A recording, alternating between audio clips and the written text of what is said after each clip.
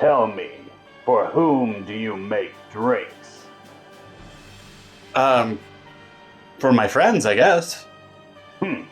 How very glib. And you believe in mixology?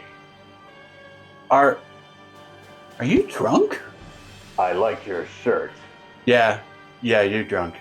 Hi, I'm Tyler, Final Fantasy XIV player and amateur bartender, and I've made it my mission to craft a cocktail for every dungeon in the game. And today, we're finally here, Praetorium. Welcome to a cocktail reborn. Let's get started.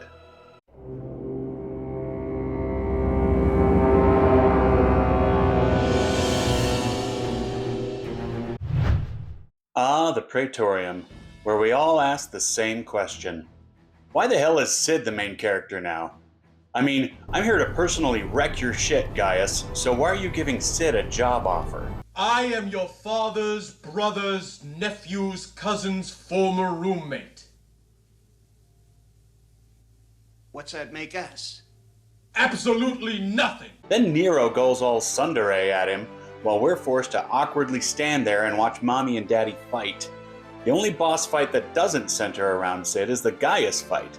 And then Gaius just rambles on about how great he is, like every gun nut libertarian atheist I knew in high school. Side note, even though recasting everyone from ARR to Heavensward on the English VA cast was overall a win, I wish they'd kept the Garleans voiced by Americans. I feel like it would have helped to other them and make them feel more out of place in the continent they were occupying. Although, if they did that, we would have missed out on Xenos and all his catty glory. Anyway, I don't know what it says about me that my favorite parts of A Realm Reborn are the janky parts, but I definitely miss the chaos of 8-man Praetorium. I will always remember that my very first time through here, I had to sit on the elevator and wait through the entire Gaius fight before I was transported to the Ultima weapon because everyone was running ahead of me while I was trying to skip cutscenes fast enough. One thing we lost in the rework that I really miss was doubling back on your route in the Magitech armor. When going through the first time on foot, you would come across a cement reinforced door that you couldn't get through. And then, after you got your Magitech armor, you go back through that area and blast the door open. It's fun circular storytelling like that I really enjoy in my video games. Oh well, at least now you can get through the dungeon in only 30 minutes, so I've got that going for me. In the lead up to this video, I had convinced myself that I would not be able to come up with drinks for this or Castrum Meridianum. And while the Castrum doesn't have any personality outside of Libya, the Praetorium oozes it. So I was able to come up with something that I feel represents the majority of this place, while still being simple enough that you can mix one for yourself while Gaius is going on about how gods are dumb and how he is the ultimate power because he has a gun. Let's craft. For the base spirit on this drink, I went with a, some people might say, controversial choice. Laphroaig 10-year is an Islay Scotch with a smoky profile that has been described as having a nose of Band-Aid and a note of iodine on the palate. It's a funky one for sure, and I wanted a basic spirit that tasted the way I think the Praetorium smelled. And with all that heavy machinery in there, I assume it probably smelled very heavily of motor oil and ozone. So, in that way, there was really no other choice. To represent Nero and his bitter, complex feelings for his ex-boyfriend, I mean hated rival, I wanted to use an Amaro, but not one I've used before in a drink on the channel.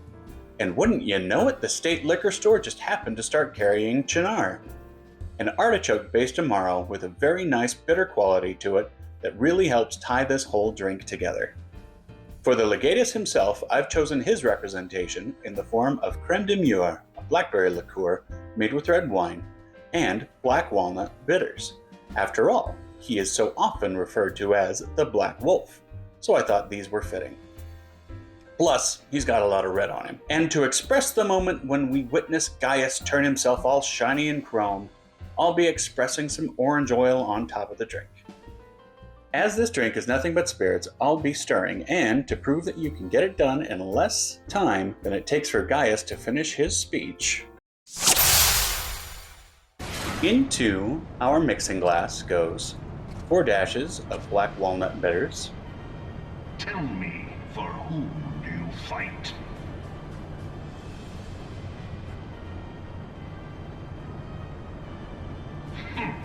Do you believe in Eorzea?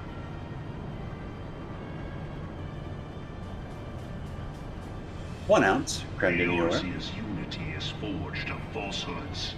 Its city-states are built on deceit, and its faith is an instrument of deception. It is not but a cobweb of lies. To believe in Eorzea is to believe in nothing. In Eorzea, the beast tribes often 1 ounce gods to Cynar. fight in their stead, though your comrades only rarely respond in kind, which is strange, is it not? Are the 12 otherwise engaged? I was given to understand And 2 they ounces were your Laphroaig 10 year. protectors.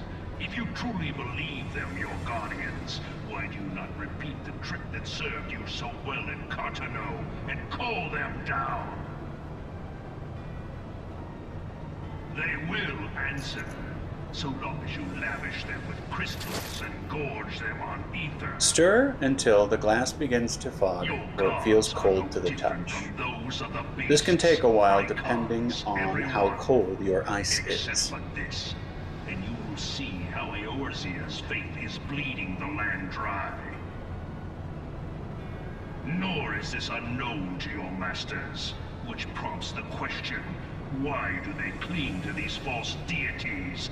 What drives even men of learning, even the great Louis Soir, to grovel at their feet? The answer? Your masters lack the strength to do otherwise.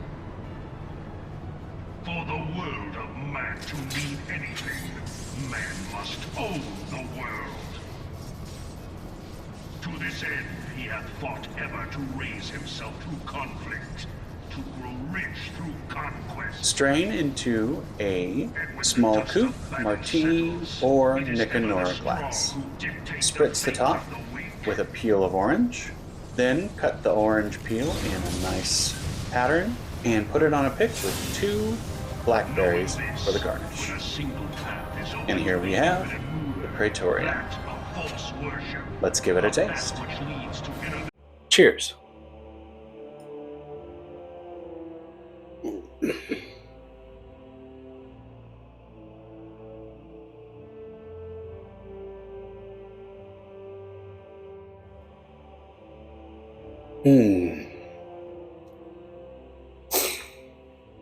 First off, if you don't like Laphroaig on its own, you should definitely try it in a mixed drink. It really tempers the iodine flavor that you get in the Laphroaig. I personally really like penicillin, but there you just kind of float a little bit on top. But that makes it the first thing you taste. Anyway, back to the actual drink we're drinking now. Everything else in here really helps to bring down the Laphroaig while not destroying the flavor of the Laphroaig. You can still tell that is an Islay Scotch in there.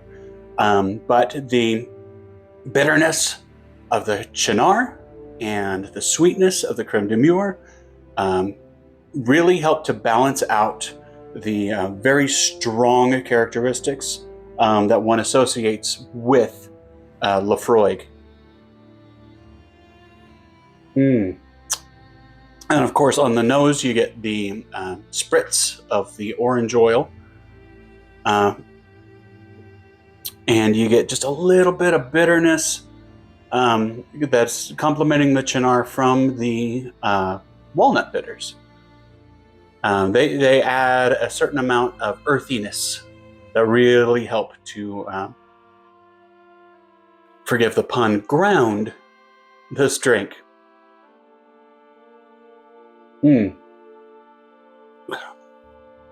Okay, that is weird. Every time I take a sip, it tastes a bit different.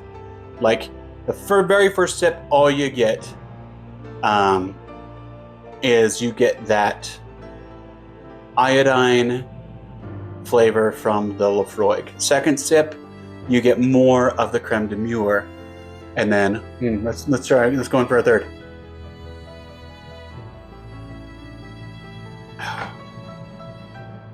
Yeah, that time I got more of the Cynar. So weird. So this is a very nicely balanced modern mixology style of cocktail. So you taste everything individually, and you also taste them all together. It's honestly, I'm surprised it turned out as well as it did, because I don't like Laphroaig, but this is really good.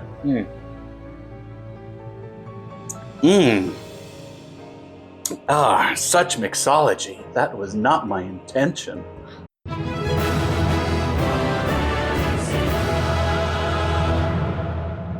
And that is the Praetorium. I can't believe we're finally here. I want to thank everybody who's been watching every week. I've been trying really hard with these. Before I started this video series, I didn't really make a lot of my own cocktails. I mostly just followed recipes. This has really pushed me into a creative area that I feel more comfortable in now. And so I want to thank you all for watching. I'm going to keep going. Next week will be a... I'm not sure what I'm going to do next week as of recording. As of this recording, FanFest is about a month away. And when this drops, FanFest will be a week away. So I'm either going to be posting a 0 ABV version of Tamtar Deepcroft or something else. But I will be continuing the dungeon series with the Lost City of Amdapor. So until then,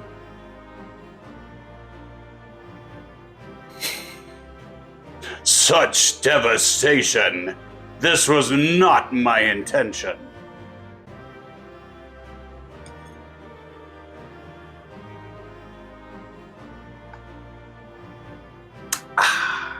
Cheers.